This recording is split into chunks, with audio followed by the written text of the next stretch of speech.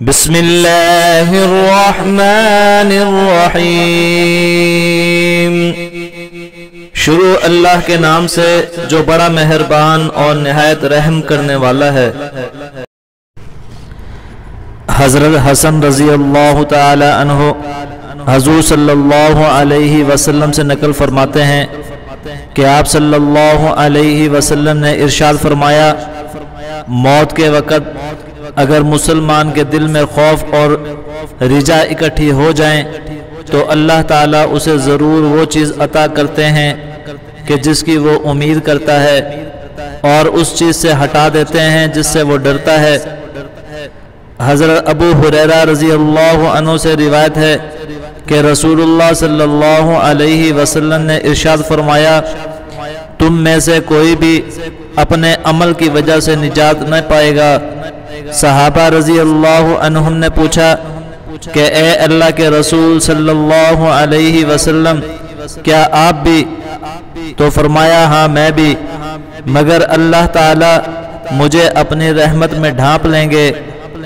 سو قریب قریب رہو اور درستگی اختیار کرو، صبح و شام اور رات کی کچھ تاریکی میں میانہ روی سے محنت میں لگے رہو، منزل مقصود تک پہنچ جاؤ گے۔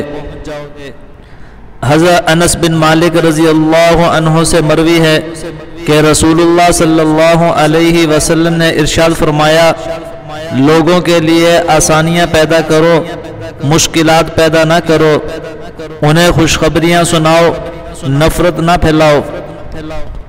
ابن مسعود رضی اللہ عنہ فرماتے ہیں، قیامت تک لوگوں پر رحمت خداوندی کا نزول ہوتا رہے گا، حتیٰ کہ ابلیس اپنا سر اٹھائے گا جب اللہ کی رحمت کی کشادگی اور منافقین کی سفارش دیکھے گا۔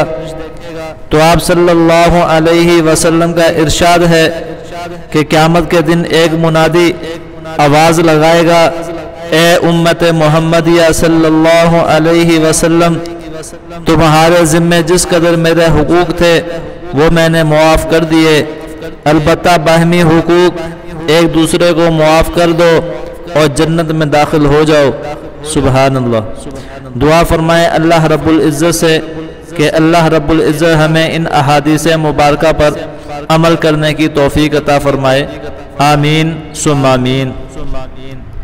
دوستو، اگر ویڈیو اچھی لگے تو اسے لائک کیجئے، کومنٹس کیجئے اور اپنے دوستوں کے ساتھ ثواب سمجھ کر شیئر ضرور کیجئے گا۔